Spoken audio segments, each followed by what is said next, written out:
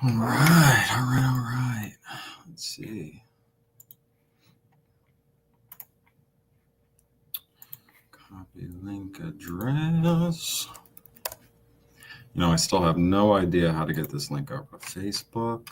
Let me get this link over to Instagram.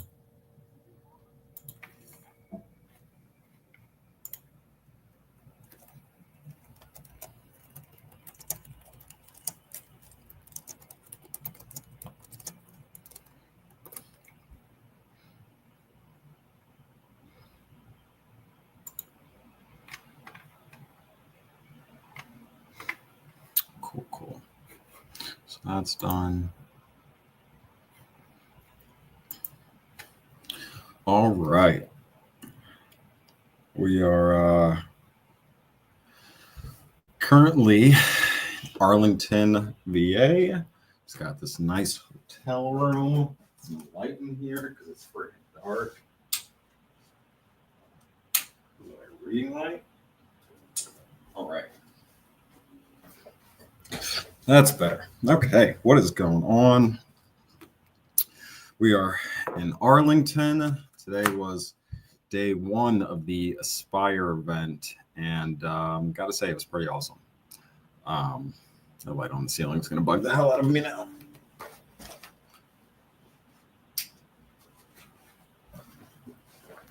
Cool.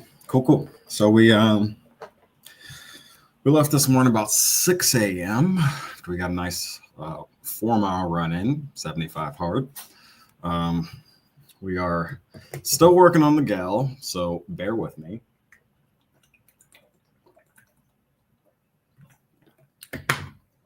And I just thought I'd take some time to come in here, share some of my takeaways from the day.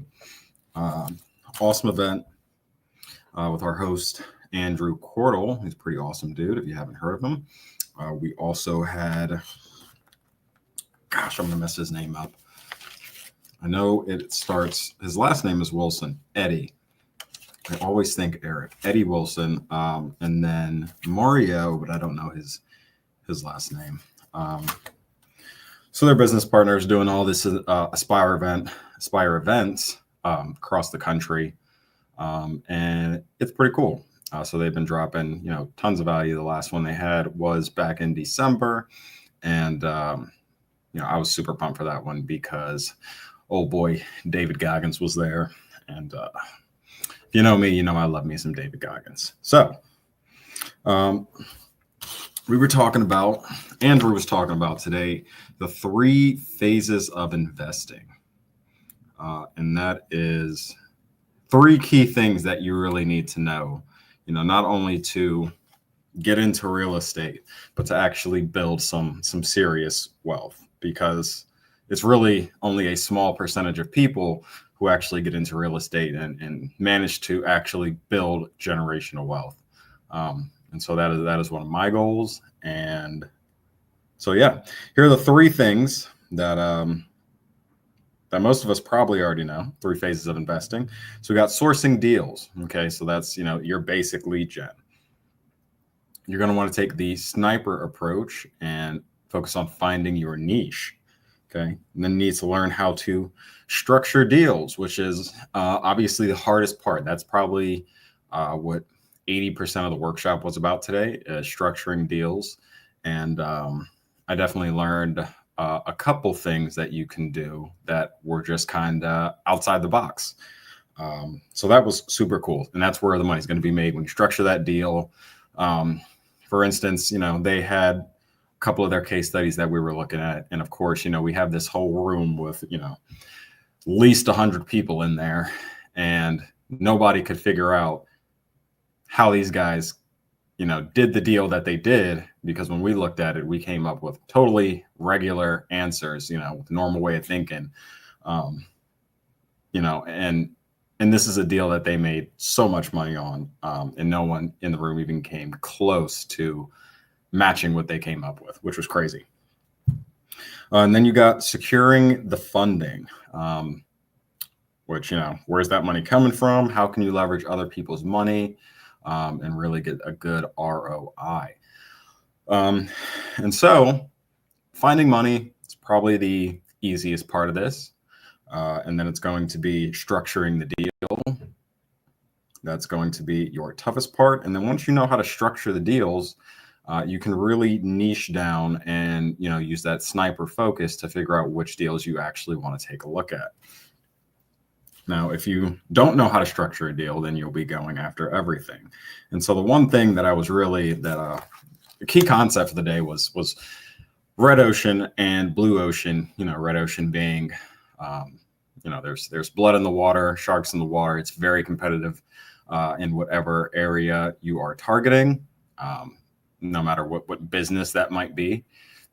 And so when you have a blue ocean, you are now thinking of something creative and you are stepping outside of the box.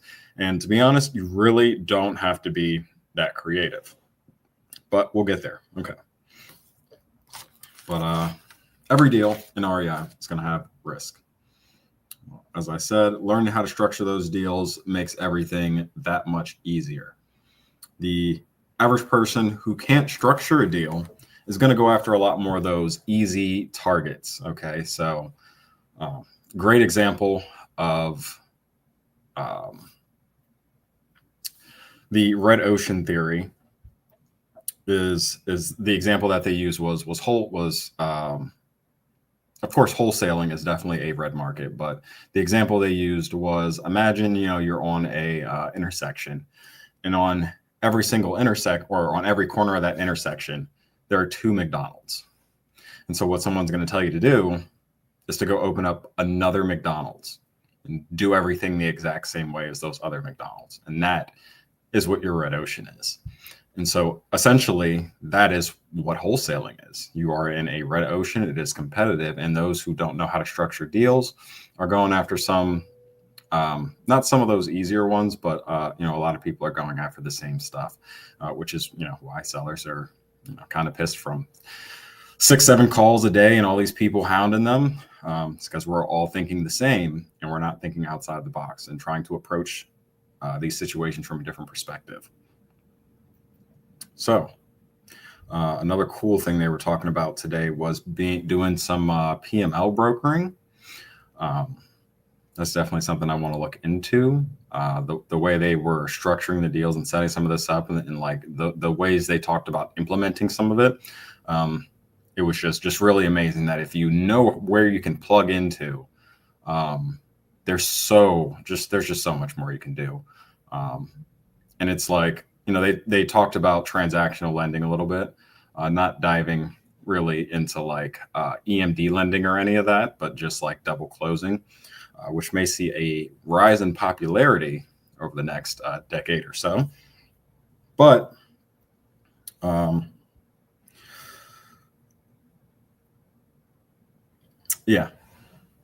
PML brokering, there are way more uses for that type of lending, transactional lending, than I think we're really giving credit for. At least I was giving credit for.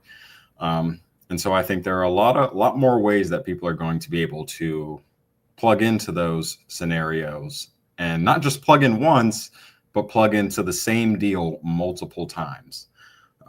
So that's a really cool strategy that I'm looking to dive a little more into. So blue ocean being opportunity abundant, and then you got the red ocean, which is shark infested. It is going to be more competitive. And in these competitive markets, what you're really doing is you're seeing who can make the least amount of money. Okay, that's what it really is, because that price is what's going to bring in the customer, and the customer wants the lowest price. In terms of real estate, they want the higher price, but every time you increase the price, you are decreasing your profit. So now we're in a struggle to see who can make the least amount of money. A common example of this is with auctions. So you're going to auction off a property, and person A is like, sweet deal, let me capitalize on this, and they put in their bid for $100,000. Next person comes along and they're like, ooh, I need something to keep my crews busy. If I do not keep my crews busy, they're going to leave me and it's going to cause all these problems. And so they eventually just get into a bidding war. And so they keep bidding this deal up, and eventually someone else comes along, a newbie or such, and goes, oh wow, these two are betting on this, betting on this, so this must be a great deal. And so now they're just throwing more money at it. And then those two are like, but that doesn't make any sense. And then they throw some more money on top of that. Um, so it is a game to see when you're competing against other investors in a red market or red ocean.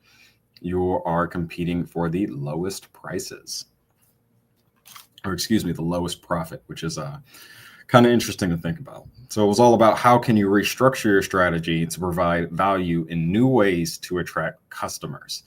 And some of the examples, they weren't even really like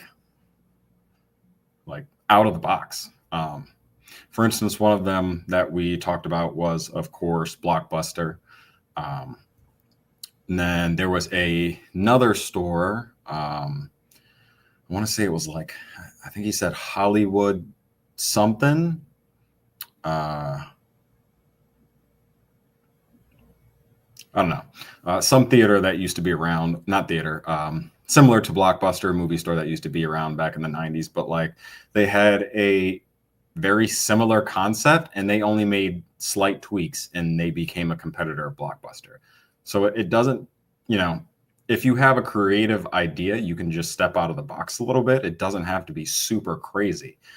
Think of taxis and Ubers. Someone was looking at the taxi and was like, okay, well, how can we improve upon that? And so, of course, Uber came out. And so Uber is obviously the new wave. Everybody uses Uber. And then, of course, so Uber was, moving into that blue ocean market. And then, of course, eventually other people will follow and copy the success. And so that blue ocean now turns into a red ocean. And so once again, you have to find new ways to innovate. So don't overthink it. Change the color, the taste, etc. Make it simple, but have a huge impact. Make it convenient is one of the biggest things that I could take away from that. And so going back to Blockbuster, I mean, Blockbuster had its movies. I learned today that Blockbuster had a chance to buy Netflix for $1 million, and they turned it down, which is kind of funny. I think the same thing happened with the gentleman who made AT&T. I think he took it to I want to say he took it to Wells Fargo or something like that, and they turned him down. And then he became this, huge company, that we know today, but very small beginnings. And it's just funny that someone turned them down and then goes on to make millions. But so yeah, red markets or red strategies in real estate investing, fix and flip. Okay. Very saturated, wholesale. Okay. And then, also auctions, because everybody's sitting there bidding. These again are very competitive. And so the key into getting into that blue ocean is to think outside the box and see how you can restructure some of these deals to make it so you are able to make more money thinking outside the box. And they had a ton of strategies that they came up with for getting this done. So that was super cool. And then they made a cool game where we got to go through some of their case studies and really just see if we could work out how they came up with some of these deals. So for instance, this one that I'm looking at here, we looked at their motivation. There was debt. There was a death, so there was probate, and then the property was in rough shape. This was in Florida. The ARV was $400,000. The rent potential was $3,500, and then we got some more data on the house, of course. So private mortgage was $172,000. There was $10K going to the seller, $100K in rehab, and $50K in judgments. And then, of course, there were 5 heirs. And the key with the heirs is 2 of them didn't like the other 3, and the other 3 didn't like the other 2. So that made it really difficult for them, because as they were deciding on solutions, they would propose one and the 2 would be like, no. So one of the solutions was, okay, well, what if we just gave everybody, 10K, and then we can move forward on this situation. And those two were pretty much like, so those three are also going to get it. Well, we don't want them to get it, so we're not going to move forward. Which is kind of crazy because then nothing would have been happening with this property anyway. But the way that the class was looking at it, from a fix and flip or a rental perspective, was pretty red standard, like everybody else was looking at deals. And then the way they actually came up to solve this is they were able to get rid of that private mortgage for $172,000 by paying only $10,000 because they negotiated, which nobody had thought of. And so it was insane to see that they made $132,000 on this deal, and they ended up auctioning the property off for $257,000. There was a little hush money essentially going on there. So it was interesting to settle the situation.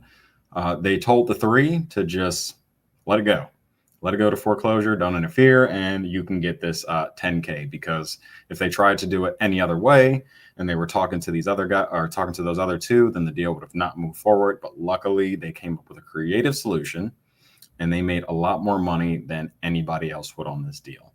Not to mention that several other investors were also walking away from this deal because they were thinking about it from a red mindset. So the more ways you understand real estate, the more ways you can employ some of these strategies. And so you want to have a very deep understanding of finance. And that's going to private money brokering. I'm not going to talk too much about that. Business purpose lending, private money roadmap. A couple different things about that private money lending. Let's see. Investors stay in front of the curve while money follows behind. Well, this is all based on the private money brokering, but I'm not going to dive too much into that. And this is a company that they've actually set up. Eddie is actually set up this company. And so he has made great strides in, not only finding more opportunities for private money to come together, but also working with senators and addressing legislation on some of the things that they're trying to do.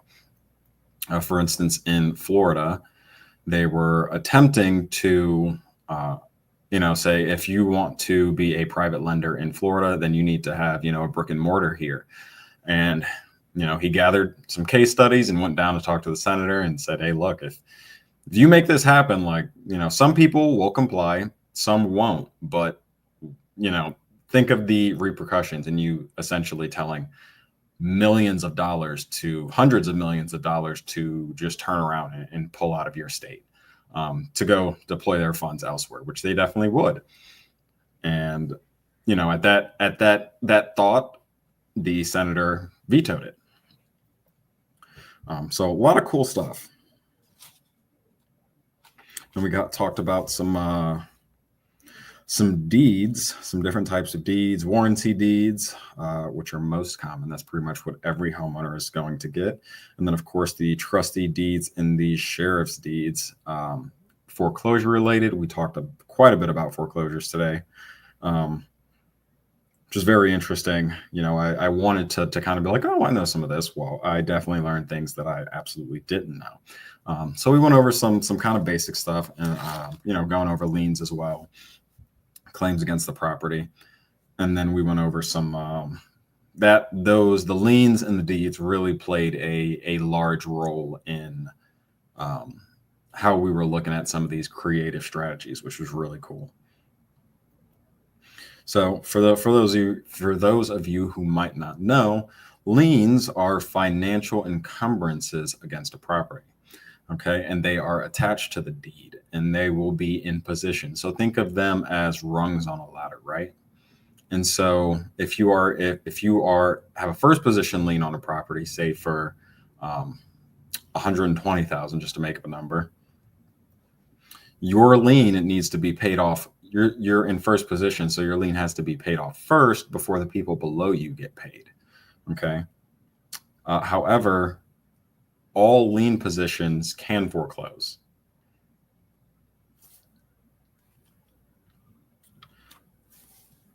So, but just because the home goes through foreclosure doesn't mean all the liens get removed. That is definitely something I don't really hear people talking about.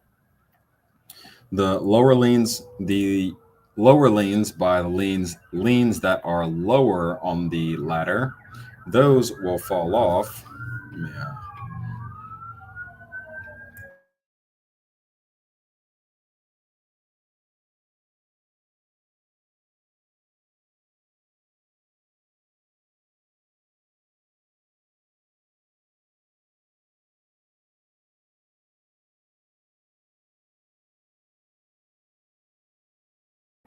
There's a freaking motorcade going by, probably since we're right next to the Pentagon.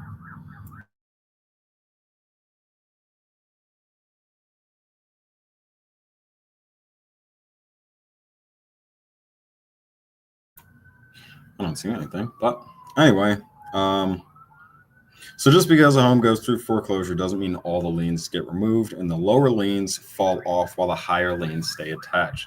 So, uh, liens lower, if you were to pay off um, a lien lower on the rung, the ones below it can fall off. However, those higher ones will not. The removed liens don't just go away, they are still active. So when you pull that lien off of a property, just because you're not paying it doesn't mean that the person who's on the hook for it does not have to pay. And so, I didn't know that liens don't, I didn't know what happens to liens when they come off a property. Of course, there is tax lien and deed investing where you can purchase a property for the back taxes. And in that case, because a tax lien is a superior lien, super lien, it supersedes all liens. So paying that off can typically drop any other liens that are associated on that property because those liens take position over all other liens. So, once you remove liens, those liens are still alive. They are still, whoever acquired that debt, they're still on the hook for it, even if you pull it off the property. Multiple lien holders can also file for foreclosure at once. So they're not, sitting there waiting for, communicating with each other like, hey, are you going to file? Hey, are you going to file? They're just going to file. So super liens, property tax liens, federal tax liens. There are environmental liens, and then there are HOA liens, which is interesting because you can't bankrupt an HOA lien. So if you file bankruptcy, it does not get you off the hook for an HOA lien, which is very interesting. Then we talked a little bit about fair market values, after repair values, a couple things about motivation. All right. And then that's when we got into more of the examples with these cool little cards that we had. It's a fun little game. But that was the Aspire event, and then I still had to get my 45 in. So I kept my car parked at the hotel, which is about, or the venue hotel, which is about 20 minutes up the road by foot. It's probably about a 10-minute drive. So I got my stuff out of my car and I hoofed it on down here. Wanted to hop in, get this done. Yeah, I'm going to finish my gal. I'm going to smash down on this sandwich. And get some work done. And then I realized that I left my charger, my phone charger, in my car. Luckily, I do have this bad boy. So all is not lost. Otherwise, I probably would not be walking another 20 minutes to go get it because it's freezing outside. It's not that cold. Very windy, though. But anyway, I'm going to deuce out of here. It's a little all over the place. Hope you were able to get some value, glean some type of information from this. Maybe I will put something a little more coherent together for after the weekend, once I finish day 3 and I'm back in my humble abode. But yeah, until then, I'm signing off. Peace.